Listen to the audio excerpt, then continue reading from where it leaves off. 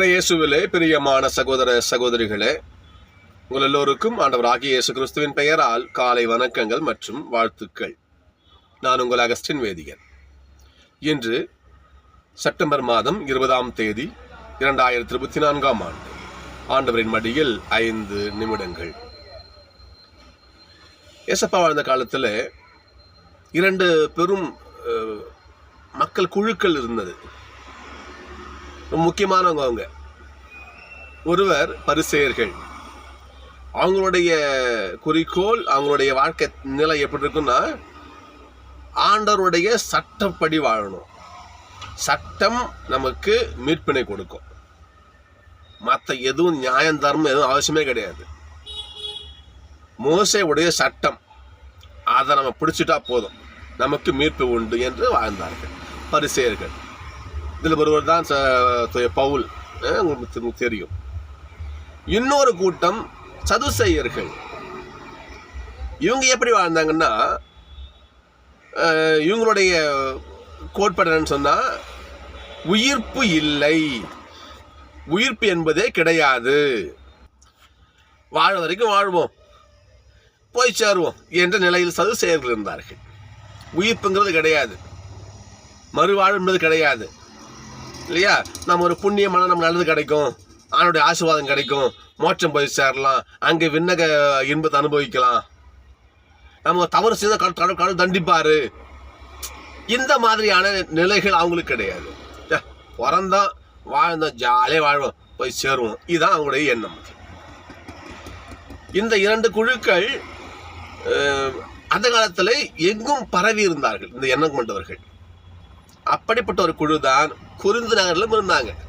அங்கே மக்கள் சிந்தனை இருக்கும்ல, அந்த தாட் இருக்கும்ல. அப்படிப்பட்ட அந்த மக்களுக்கான செய்திதான் என்று தூய பவுல் சொல்றார் பாருங்க.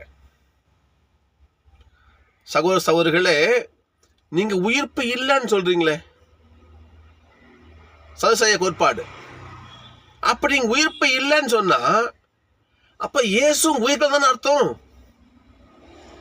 இயேசு நமக்காக இறந்து உயிர் தரும்போது அதுதான் சத்தியம். இயேசு உயிர்க்கவில்லை என்றால் நீங்களும் நானும் கொண்டிருக்கிற நம்பிக்கை, விசுவாசம் வீணும் வீண். அப்ப உங்களுடைய கோட்பாடு ஏசப்பா உயிர்க்கல, அவர் அடிப்படையவே அடித்தளத்தை அசைக்கிற மாதிரி இருக்குது. எனவே என்ன பண்ணுங்க, இந்த கோட்பாட்டை தள்ளி வைங்க. புரியுதுங்களா? ஏசப்பா உயிர்க்கவில்லை என்றால் நாம் கொண்டிருக்கிற விசுவாசம் வீணியா வீண். மறு உலக வாழ்வு இல்லைன்னு சொல்றீங்களே, இறை அச்சமெல்லாம் வாழ்றீங்களே நீங்க. ஐயோ, தப்பு பண்றோம், கடவுளுக்கு பதில் சொல்லணும். நீதிமொழிகள் 11:1, இறை அச்சமே ஞானத்தினுடைய தொடக்கம் பைபிள் சொல்லுகிறது. கடவுளுக்கு அஞ்சு வாழணும். இறை அச்சம் எவ்வளவோ செல்வத்தை நம்ம கொடுக்கணும். இறை அச்சம் நீண்ட ஆயுள கொடுக்கணுங்குது. கடவுளுக்கு பயந்து வாழ்கின்ற வாழ்க்கை தான் உன்னதமான வாழ்க்கை. சதுசேயர்களுக்கு அது கிடையாது. ஏன்னா அவங்க சொர்க்கமே இல்லையே, உயிர்ப்பே இல்லையே, நரகமே இல்லையே, எப்படி வாழ்ந்தா என்ன? இந்த வாழ்க்கையை இன்றைக்கு பவுல் சாடுகிறார். ஏனென்றால் நீங்க சொல்றது உண்மைன்னா நான் சொல்றது பொய்யாயிடும். நாம வச்சுக்கங்க. ஏசப்பா வந்தாரு, கடவுள் மனதுதான் பிறந்து வந்தாரு, நம்மளை போலவே வாழ்ந்தாரு, நமக்காக நம்முடைய பாவங்களுக்காக பாடுபட்டு செத்தாரு, இறந்து உயிர்த்து மேல போய் இருக்காரு என்று நான் சொல்ற இந்த வார்த்தை பொய்யாகி போயிடும்.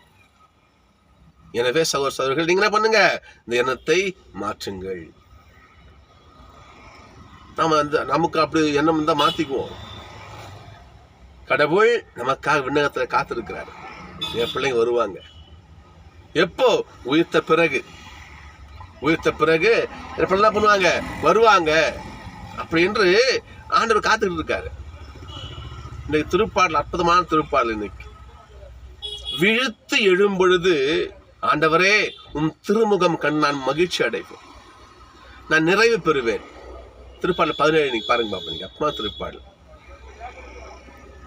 அதாவது இறப்பு என்பது உறக்கம். ஏசப்பா பொறுத்த வரைக்கும் உண்மையான இறப்பு தெரியுமா? எவன் பாவம் செய்து கடவுளை விட்டு விலகி செல்கிறானோ அதுதான் உண்மையிலே சாவு. இந்த உடல் இறப்பு ஒரு இறப்பு கிடையாது. நாம வச்சுக்கணும். நம்ம லாசர் இருந்திருப்பார், ஏசப்பா சொல்லுவார், என் நண்பன் லாசரு உறங்குகிறான் சொல்லுவாரு. தலித்தாகும் சிறுமி பாருங்க பாப்போம், அவரே பண்றா, சிறுமி என்ன பண்றா, தூங்குறா என்று சொல்லுவார். ஆனால் ஊதாரி மகன் பாவம் செய்து அப்பா விட்டு பிரிஞ்சு போயிருப்பான். அப்பா சொல்லுவார் பாருங்க மூத்த பையன்ட்ட, உன் தம்பி இவன் இறந்து போயிருந்தான், மீண்டும் உயிர் பெற்று வந்திருக்கிறான்னு சொல்லுவார் பாருங்க. அப்போ ஏசப்பாவை பொறுத்த வரையில இந்த உடல் இறப்பு ஒரு தூக்கம். இப்போ ஒப்பிட்டு பாருங்க பார்ப்போம், திருப்பாடலை ஒப்பிட்டு பாருங்க பார்ப்போம். விழித்து எழும்பொழுது, ஆண்டவரே நான் மரணிக்கிறேன், அது ஒரு தூக்கம் எனக்கு. நான் அந்த மரணத்திற்கு பிறகு விழித்து எழும்பொழுது, தந்தையே உம்முடைய திருவுருவத்தை நான் பார்த்தேன்னா, உங்க முகத்துல தரிசனம் நான் என்ன பண்ண தரிசனம் பண்ணேன்னா, உங்க முகத்தை நான் கண்டேன்னா அதான் எனக்கு நிறைவு என்று இன்றைய திருப்பாடல் 17 சொல்லுகிறது சகோதரர்களே. எனவே நாம் இறை அச்சம் கொண்டு வாழ்வோம். நாம் செய்கின்ற ஒவ்வொரு காரியத்திற்கும் கடவுளுக்கு கணக்கு கொடுக்கணும். வினை விதைத்தவன் வினை அறுப்பான், தினை விதைத்தவன் தன்னை அறுப்பான். நாம் செய்கின்ற ஒவ்வொரு காரியங்களும் இல்லையா ஆண்டவரால குறிச்சு வைக்கப்படுது. அகஸ்டனா நல்லது பண்ண நன்மை உனக்கு, அகஸ்டனா இந்த தவறு செஞ்ச அதுக்குரிய தன்னை உண்டு, எனக்கு உண்டு. பவுல் சொல்லுவார் இல்லையா, நெடிய பயணத்துல ஓடினேன், என் விசுவாசத்தை காத்து கொண்டேன், எனக்கு வெற்றி வாகை காத்திருக்குன்னு சொல்லுவார். நீ ஆண்டவர் விசுவாசம் கொண்டு இறை அச்சம் கொண்டு வாழ்ந்திருந்தால் அதற்குரிய பலன், அதற்குரிய வெற்றி வாகை நிச்சயம் ஏசப்பா நமக்கு கொடுப்பார். சரிங்களா? இதனால என்ன பண்ணாங்க, ஏசப்பா கூட எவ்வளவு கூட்டம் பார்த்தீங்களா? 12 சீடர்கள் இருந்தாங்க.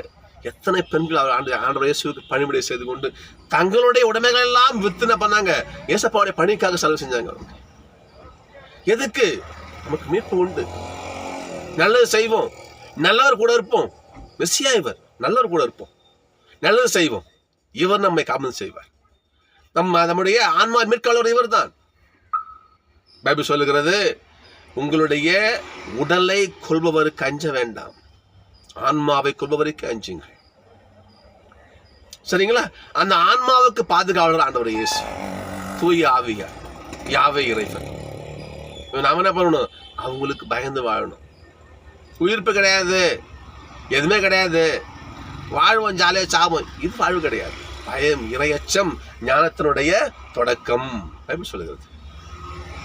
சகோதரர்களே, நாம் இறையச்சம் கொண்டு வாழ்வோம். தூய சவரே சொல்றாருங்களா, ஒருவன் உலகமெல்லாம் தனதாக்கி கொண்டாலும் தன் ஆன்மாவை இழந்துபட்ட என்ன பலன் அவனுக்கு?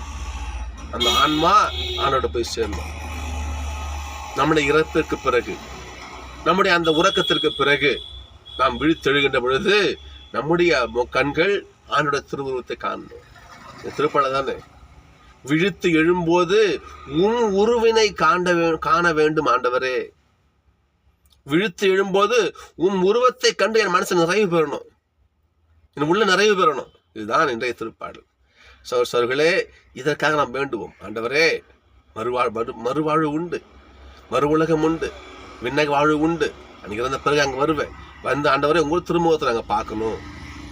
அதற்காக எங்களோட நம்ம வாழும் இந்த நாட்களில் எங்களுடைய வழியெல்லாம் விட்டுட்டு, தீய வழியெல்லாம் விட்டுட்டு நல்ல வழியிலே பயணிக்கணும்.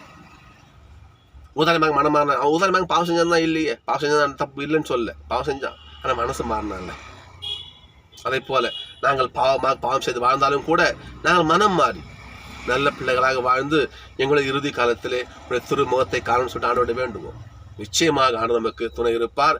அவருடைய அந்த ஒளி பொதிந்த அவருடைய அந்த மகிமையான உருவத்தை நமக்கு காண்பிப்பார். புரியுதுங்களா? நேற்று நான் சொன்னேன், கடவுளுடைய தீர்ப்பு என்பது மன்னிப்பு, இரக்கம். கடவுள் நம்முடைய பாவத்தெல்லாம் லிஸ்ட் பண்ண வச்சுங்களேன், நாம யாரும் பார்க்க முடியாது. கடவுள் மன்னிக்கின்ற கடவுள். ஆண்டவரே, நீரன் குற்றங்களை நினைவு கொள்ள நாங்கள் முன்னாடி யார் நிற்க முடியும்? முன்னாடி நாங்கள் நிற்க முடியுமா? முடியாது. எனவே கடவுள் நீரோ மன்னிப்பு அளிப்பவர்னு பைபிள் சொல்லுகிறது.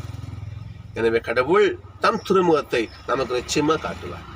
எப்பொழுது நாம் உள்ளார்ந்த அன்போடு மனம் மாறினால், இறை அச்சம் கொண்டு வாழ்ந்தால் நாமும் நிச்சயம் ஆண்டவருடைய திருவுருவை காண்போம். இது உறுதி.